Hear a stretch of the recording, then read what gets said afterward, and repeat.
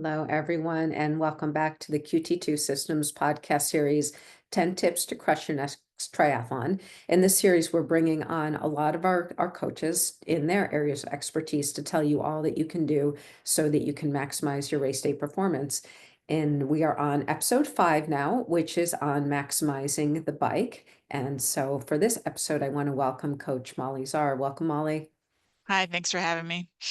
Thanks for being on. So, I mean, you have coached for a couple decades, raced for more, done, countless numbers of triathlons over the years. So I'm really excited to have you on today to share your experience as both an athlete as a coach and give some really good tips for those watching today. Mhm. So we sort of started out the series a little bit more general. So episode 1 was on picking your race. And part of that, Coach Jackie Miller was on for that one. And she did talk about some of the factors that go in, including what the bike course is like. So we're assuming now everyone's picked the race and they know what they got themselves into, so to speak. At least they have some sense of what type of course it is. And so what I want to talk to you about is, all right, you know your course now. So what are some tips that you can give people watching or listening today about how to approach training for the bike leg? Yeah, absolutely. I mean, obviously, ideally, everybody would be able to get out and kind of pre-ride the course if they could. That's not feasible for a lot of people, but I think YouTube is a great feature getting onto, there's course previews. We have a few of them for specific races. That's definitely going to help you to prepare for whatever race you have. You definitely want to check out those elevation profiles. And also really study those, because the amount of climbing in a race doesn't really tell the whole story of what kind of riding you're going to be doing. There are races that have 4,000 feet of climbing in an Ironman that are going to have a couple of really nasty hills that you got to be prepared for, and there's others that are, the same amount of climbing, but it's all so gradual and rolling throughout the whole thing that you're not really going to have to work on any really steep hills or low cadence work or anything like that. So you really want to pay attention to the course so you know what kind of training you need to do, whether you need to focus your long rides on hills, whether you need to spend a lot of time in aero, getting used to, on a flat course, being in those aero bars a long time. And same thing goes too with in terms of the type of course. If you some hilly courses, very wide open, not a lot of turns when you're going down those hills, but some of those courses are going to have some nasty curves and things that you want to be prepared for. So, really make sure that you know exactly what kind of course you're going for, so you know what sort of bike skills you need. Um, Indoor training is great, but you definitely want to get out, especially if the course you're riding is going to be a little bit more technical. Um, and yeah, I think that about covers it. Okay. So that first one, knowing the course, which is brings in a lot of other points, but you mentioned a little bit about indoor training. And I think a Mhm. lot it's great now that there are courses available on a lot of the different indoor platforms so that people can actually practice what the ride is while they're maybe stuck indoors over the winter time and give things a try. Yeah, I forgot to mention that. There's definitely, most of these programs that you use you can ride the actual course. Even if you can't get to the actual course and ride outside, you can virtually ride the course. So you know where the hills are going to be, if they're going to be at the beginning, if they're going to be at the end, so there's not going to be any surprises on race day. So you're not going to get to, in an Ironman mile 105 and suddenly be like, oh, the rest is all uphill. Like, I wasn't ready for that. So you definitely want to know that that's coming. Yeah, that is definitely a good tip. That would be kind of a bummer if that's how the race ended, but Mhm. some might. Another point I think that you mentioned that's really worth noting is to practice not, if you're on a hilly course, to practice not only the uphills, but the downhills. Because those technical, like downhill, you think, oh, this is my chance for free speed. I can make up some time. But if the course is really technical, or if you're just like a hesitant descender, I mean, you can end up losing a lot of time and putting a lot of energy into being on your brakes a lot. Yeah, absolutely. And I think there's a lot to be said for practicing, just being used to, being riding at certain speeds. I mean, I do think, everybody should ride to their comfort level. If you're not somebody who's comfortable biking downhill at 45 miles an hour, that's fine. But I think, you can practice and get a little bit better and a little bit more comfortable at hitting those speeds and being, riding at those speeds. I think acceleration is kind of the scary part. Once you get up to speed, it's not quite as bad, but you definitely want to be prepared for stuff like that. And that, again, that goes to knowing the course where, sometimes you'll have a whole race where your top speed might only be like, you know, 28, 30 miles an hour, which isn't super fast because none of the hills are all that steep. So you want to make sure you know if there's any steep downhills as well, and practice as much as you can. If you do have the opportunity to do that at, near home, or if you have to drive somewhere, and really get used to the type of riding you're going to be doing on race day. Mhm. And one other one you brought up is sort of the flip side of all that is the super flat course and how that's different. I mean, especially if you're doing like an Ironman distance and you're in your aero bars Yep, full time. absolutely. That takes some And practice. yeah, so I mean, I'm someone who lives in a relatively hilly area, so it's really difficult for me to do a ride where I'm going to be spending, even 1 hour in my aero bars, let alone 4, 5, 6. So in that case, you definitely want to make sure that you are, to get some indoor rides in where you're just staying in that position, getting your body used to that position, getting your neck used to it. Um, you know, all these things you want to be prepared for on race day. All right, great. Okay, so let's move on. Know the course. Tip number one, really critical tip. What's another tip that you would give to people as they prepare for race day? You want to train the volume that you're of the race that you're training for. So if you're training for an Ironman, you definitely want to get a whole lot of bike miles. Bike miles are going to be make the biggest difference, I think, in the race that you're going to do, because you can be the fittest runner on the planet. You can be somebody who's prepared to run a 3-hour marathon, but if you don't have the bike miles in your legs, you're never going to be able to run a solid marathon, because by the time you even start running, you're going to be exhausted. So you want to really build that bike volume, especially for an Ironman. And even for a half and even lower, you still don't want to neglect that, but you want to get some solid miles in, and the more miles you can get, the better you're going to feel when it's time to run. Um, so you really want to kind of build up as much as you feasibly can. I know it's a tricky one because bike miles also take the longest to get that in. Like, you can do a 4,000-yard swim in, less than 90 minutes, whereas for an Ironman bike ride, you're talking at least 6 hours for most people in a training ride, potentially more. So, and you do want to build up to that. If you're someone who's new to the sport and hasn't done a ton of volume like that, you want to build up to it. Be smart about it. Bike volume is nice in the sense that um, there's not as much recovery or injury risk, I should say, as compared to running. Like if you just jump up your miles in running, then you're probably going to wind up injured or having some issues going there.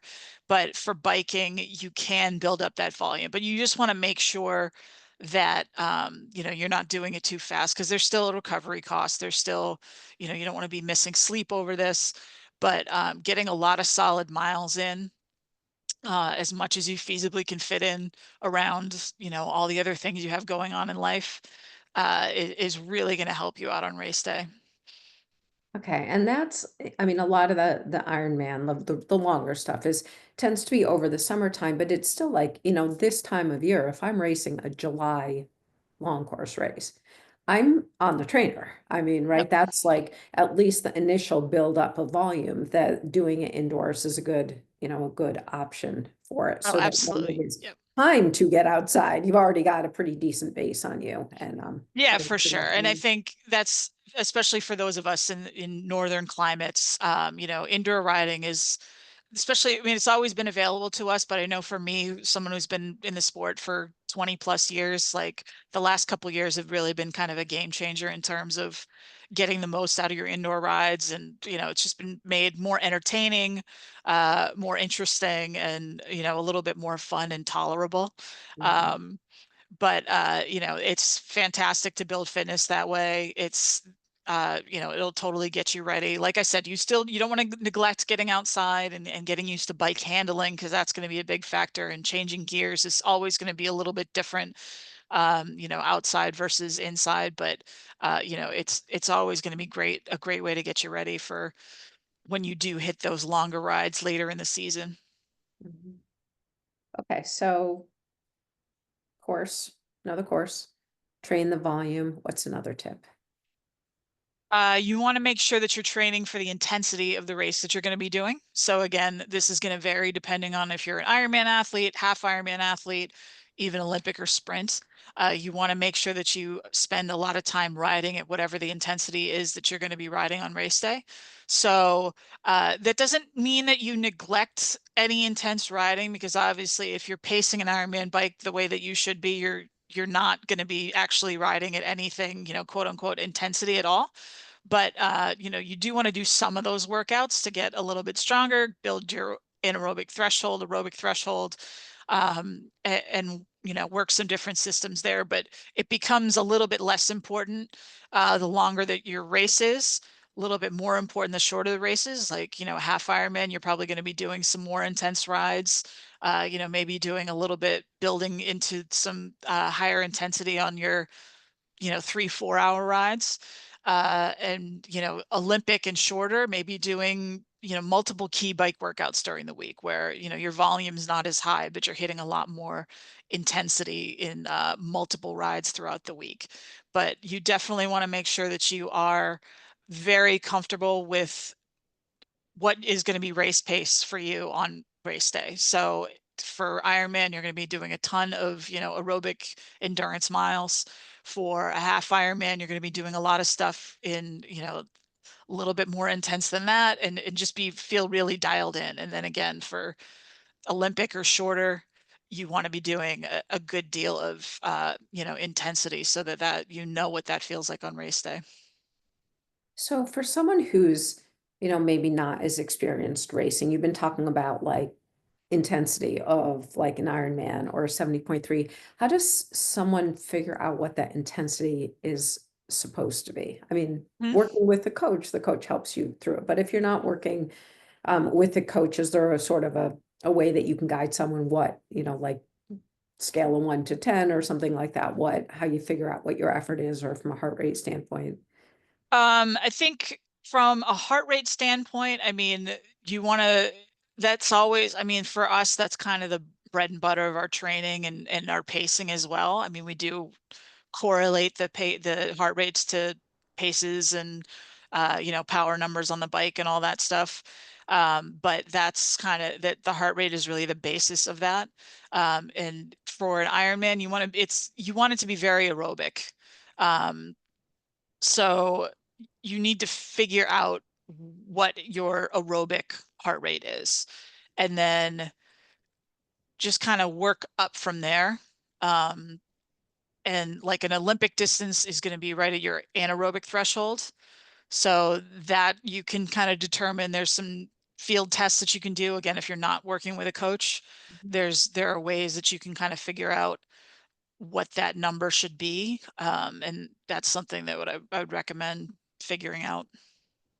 And I know that we'll, maybe talk about this when you get to race day, but one of the things that can kill a run is just riding too hard, right? I mean, Absolutely. Yeah. yeah. It's So one of the no, biggest reasons. Yeah. yeah, the biggest reason I know when I look at people's results, I'm like, that half marathon took longer than the bike ride did. That really, Hmm. bike segment, that shouldn't happen, but it's usually because some either nutrition or because someone overrode the Yep. bike or some combination of the two. So, but be practicing it and knowing exactly where you're supposed to be.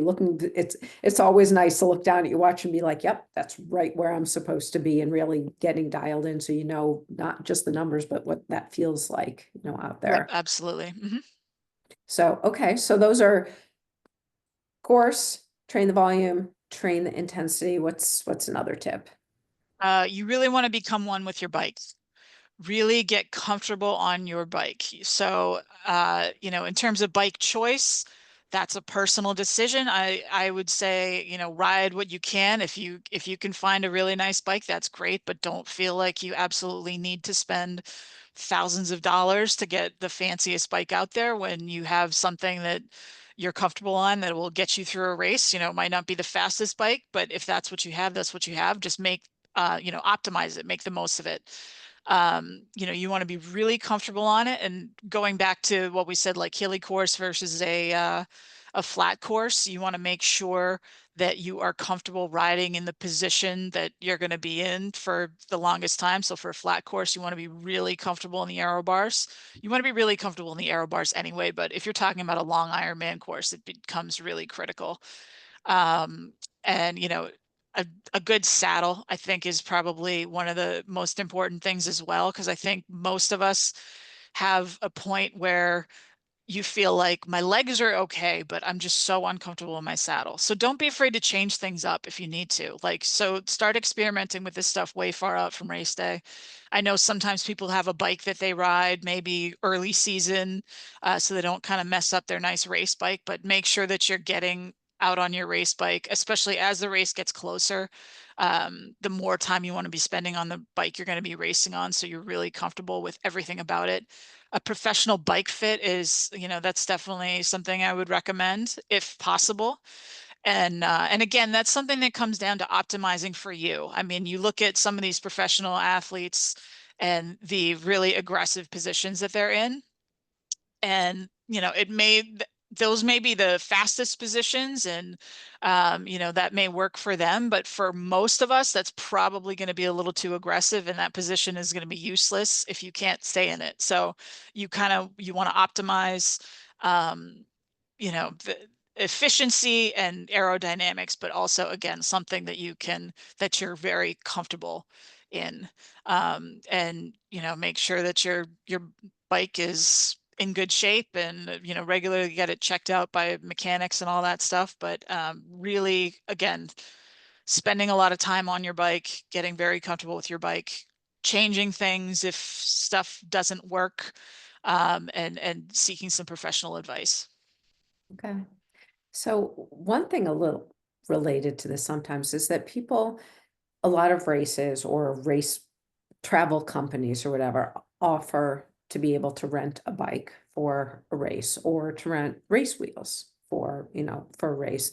And what are your thoughts on that as an Mhm. option? Yeah, I mean, I wouldn't recommend it. Race wheels, maybe you could get away with it. That's not going to make it as much of a difference depending on what kind of race wheels. Like if you're someone who's never ridden a disc wheel and you're renting a nice disc wheel, I don't think I'd recommend that, because if you've never handled one in the wind or anything, that's going to be an issue. But um, especially for a longer race, you really want to be on a bike that you're comfortable on, that you've been used to. I mean, obviously there's going to be times where um for whatever reason that might be your only option, and I would just say, just expect to be a little bit uncomfortable, and maybe adjust your expectations on that race. But if it's a choice you're making because maybe you are feeling like you don't want to have to pack up your bike and bring it, I think that that's something that can be very intimidating to a lot of people.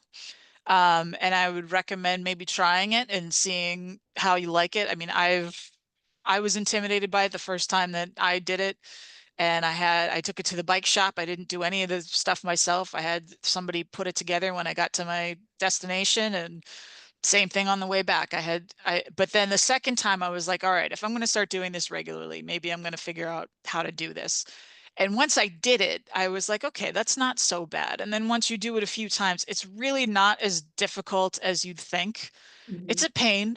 I mean, there's no getting around that, but I think that there's no great way to do it anyway, unless we could all teleport our bikes to our faraway races. That would be fantastic. But there's nothing like having your bike. And again, like the companies like that ship your bike for you, so it just arrives in, in its completed state. I think that's nice too, but most of the time with those, you're going to be without your bike, without your race bike for at least 2 weeks before the race. And I think that that's a huge downside to it. I don't like that either. So I would definitely recommend, if you can, practice taking your bike apart, practice, um, putting it in a case. It's a little scary, but I mean, I've taken my bike all over the world, and people seem to think international travel is somehow different when it comes to this, but it's really not. I've taken my bike to New Zealand and South Africa and Europe and Central America, all over the place. And only one time did I have an issue, but that wasn't really that wasn't the bike's fault. Um, that was the airline. Whatever. I had a bike in time for race day, so it didn't really matter. But in dozens of trips and not had any issues. Knock on wood. But I'd recommend practicing and getting a little less intimidated by those things. Yeah. And you've sort of woven this in before, but riding your bike outdoors and riding your bike on a trainer, they each have, I mean, their benefits, but it's different. Like you don't get that Mhm. bike handling feel when your bike is on the trainer. So, but a lot of people, I think, at least for the weekday rides, can be time constrained and need to ride really early, and so might not ride outdoors. But what are your thoughts like on the importance of at least getting in some of your bike volume outdoors on Yeah. the bike? I think, like we've been talking about, the trainer is a great tool, especially for those intense rides, like where if you want to hit certain intervals, you want to hit certain numbers, you don't have to worry about anything but focusing on those numbers and hitting those numbers. And especially when it comes to rest intervals, like there's nothing like trying to do a interval ride outside and you hit a rest interval and you're still going uphill and you don't really get to rest. But from a fitness perspective, I mean, it's a tremendous tool. I think you can almost I mean, I've had races where I didn't have a choice because I was racing in the Southern Hemisphere in, early winter, so I didn't ride outside at all. And certainly was fit and ready to go. But those first couple rides when I got to my race venue, it definitely feels a little bit weird. So I think there's definitely a huge benefit if you can. And obviously, safety is a huge concern, and that's totally understandable. But there's definitely some benefit to getting outside, especially for your long rides, and just get used to um, changing gears, changing position, all those things, and even things like your nutrition. Like nutrition is easy when your bike grabbing a gel, grabbing a bottle, if you're someone who's not super comfortable handling your bike, that stuff is really easy when your bike is stationary. But when you're out on the road, maybe you're a little bit less comfortable with it. So that's definitely an important thing that you want to get out and be practicing as well. Mhm. And one thing, like on I mean, we were both at the World Championship last year in Nice, and I was amazed, like on the downhills, like the difference, you could see the bike handling skills like vary so much. I think it was Yep. partly due to age and craziness, and just partly due to skills, because I couldn't believe, like, I mean, some people were going on the downhills like on the brakes the whole time, and they just took Hmm. forever to get down.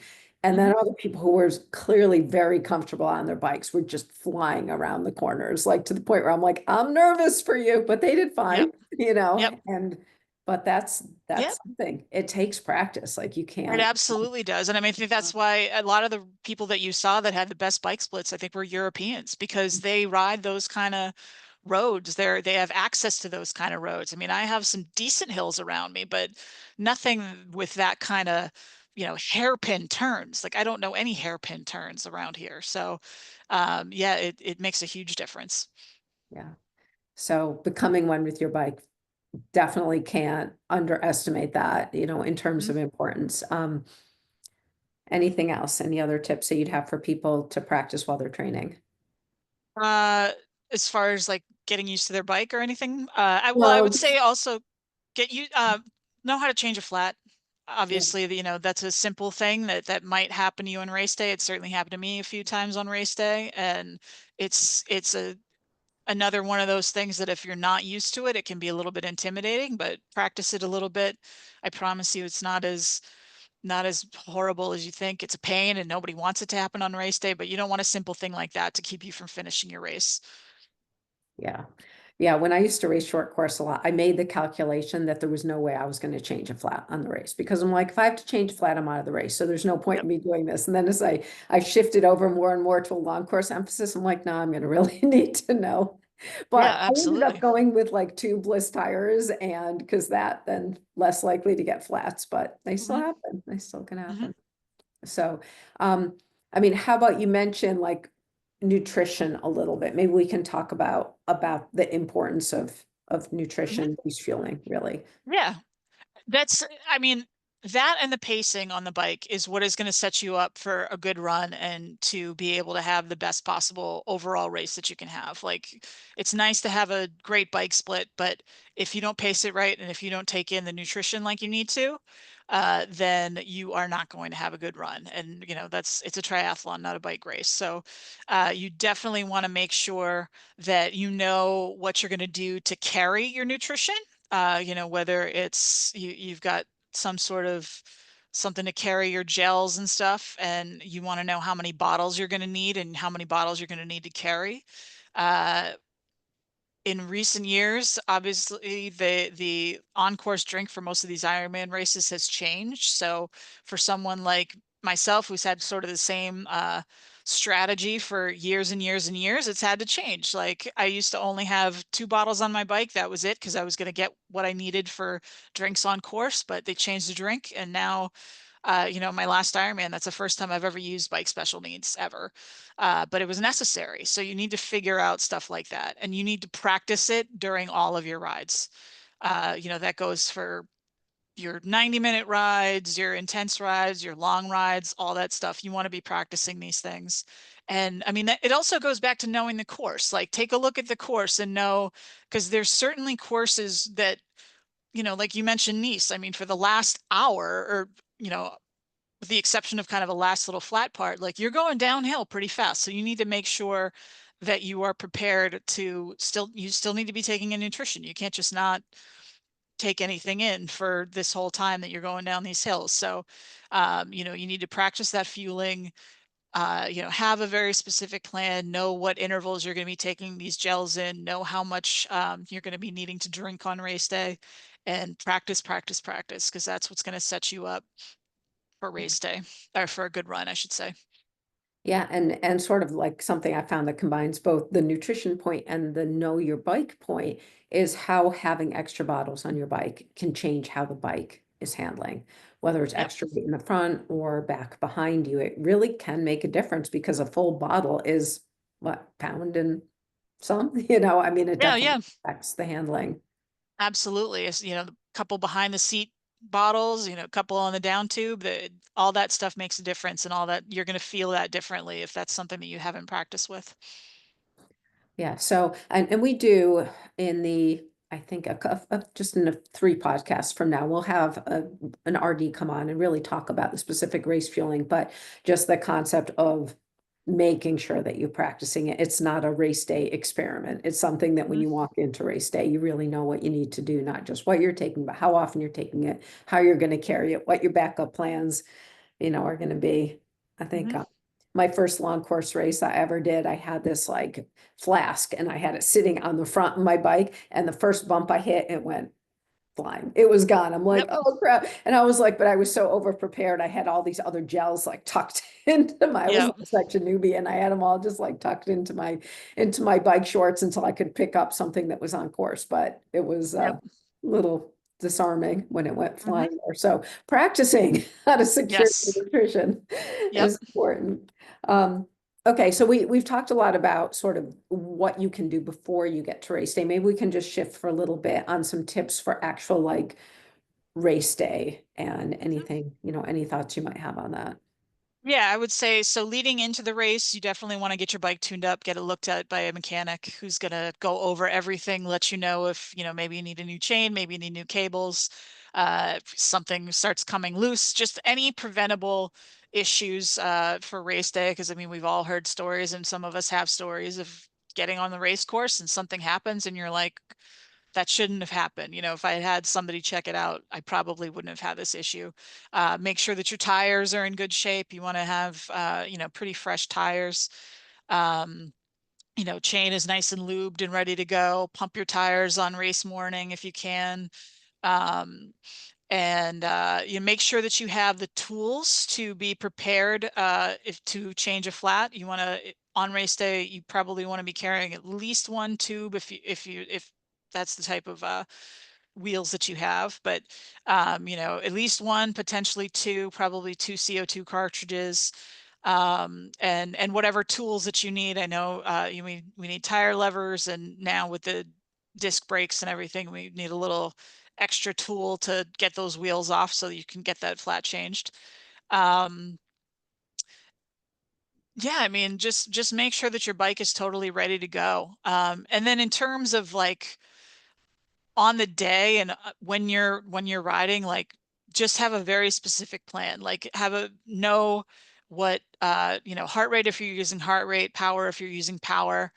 Um, and it should be based not just on your fitness, but also on your endurance. Like there's a difference for what effort level somebody can hold. If there's somebody who's been riding, 250, 300 miles a week, and somebody who maybe can only ride 150 miles a week, that's going to make a difference on race day as far as, what you can comfortably hold and what your legs are going to suffer from. Um, so you definitely want to be very specific about that. And again, back to fueling, make sure that you have all of your fuel on the bike and ready to go. Special needs, make sure that that's taken care of. And like you mentioned, prepare for a little bit of disaster. It also doesn't hurt to throw maybe a couple extra gels, maybe an extra bottle in there if you are afraid you might need it. And yeah, just be ready for anything, but have a very specific plan. Yeah, and if you are taking the bike, if you're taking bottles on the bike from like at the aid stations, it's being comfortable with being able to do that is also important. You see people go through there all the time and they're dropping their bottles and then they're, Mhm. someone else's way and everything. Yeah, So, absolutely. If that's something to, yeah, if that's something you've never done before, definitely try to practice that. Just get a friend or a family member or somebody and just ride past them and have them hand you a bottle. And just a small tip on this, it's nice when kids want to volunteer, but I would recommend taking bottles on the bike anyway. From on run, you could take anything you want from children, but I would say adults are usually a little bit better at kind of knowing how to hand off a bottle and be good about that. But yeah, it's definitely something that you want to practice if you're not comfortable with it. And slow down, obviously. Don't slam on the brakes because there's might be somebody behind you and you don't want to get caught up in anything, but slow down to what you're comfortable with to get something from those aid stations. so what do you, not related to this, but you show up on race day. It's, you get there a couple of days early. What are your thoughts on now, if you haven't seen the course before, on going out and riding the course or driving the course at least? Yeah, I think that for most people, probably there's a benefit to driving the course and seeing what you're in for. It just takes that mental unknown out of it and makes you feel a little bit more comfortable to know, like, okay, I know what this turn looks like, or I know what this hill looks like. Obviously, we can't go ride the whole course if you're only there 4 days before. Um, and I know for, say like a Lake Placid, sometimes it can be beneficial too to ride a downhill portion, to know what that feels like and to know again where the turns are and what you're going to be comfortable with. And obviously from a resting perspective, obviously leading up to the race, you're trying to rest your legs and everything. But if you're just riding downhill, then there's not really going to be much cost there. Like you don't want to go out and ride the nasty uphills, but if you're a little bit intimidated by any of the downhills, like go ride them. Have somebody drop you off at the top and pick you up at the bottom. Get used to those things. But yeah, for sure, it's nice to be able to see the course if you have that opportunity. And then what about for weather? Like we always hope that race day is going to bring the perfect weather, but this is an outdoor sport. I mean, you could have just about anything. I mean, the wind and Hmm. the rain. Any tips that you would give in terms of how you modify your approach based on the weather? In terms of race day or training or both. No, of race day. I mean, Okay. training. Yeah, you want to train. Yeah. Yeah, I mean, training, I would say as miserable as it can be, don't shy away from bad conditions. Nobody really likes riding when it's cold and rainy, but I'll tell you, I raced Ironman Ireland in 2019 and it was 55 degrees and rainy and miserable. And I had done a lot of biking that year leading up to it in like 45 degrees and raining and miserable. So race day wasn't that bad for me. A ton of people dropped out and I was like, well, I don't like this, but I'm comfortable in it. I know how to handle it. I know what clothes to wear. I know what gear to wear. I think that's a huge factor too. Like, cold races are rare, but they do happen. I know there was one in Wisconsin a year or two ago where it was like in the 50s and raining. And I mean, nobody has fun in those conditions, but you're going to have it's going to be a lot better if you know what you need to be wearing to stay as comfortable as you can. But in terms of race day, again, try not to, the weather is what it is. Everybody has to deal with it. Try not to focus too much on it, but be smart, ride to your comfort level. If it's pouring rain and you're not used to riding in that, you want to definitely slow down on corners. That's a big one. Um, you're not going to gain a whole bunch of time because you zipped around some corners in the rain. Like, just slow down and be extra cautious. Wind wise, I would say the temptation, if it's really, really windy, is to sort of like muscle through and maybe be in a gear harder than you should be, or a gear or two harder and be lower cadence. You got to almost treat it like a hill. I mean, you have to change your gears, you have to adjust your effort, and know that I don't think there's any course out there that's a straight line where you're going to be into the wind the whole time.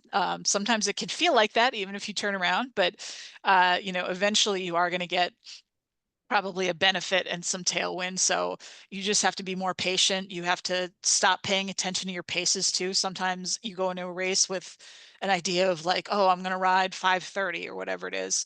But the conditions can have a huge effect on that. So I would say don't get too caught up in specific numbers, because probably at the end of the race, you're going to see that, maybe you rode 15 minutes slower than you thought you were capable of, but everybody else did too, or maybe they rode 20 minutes slower, 30 minutes slower. Like, it's more of a mental game, I think, than anything.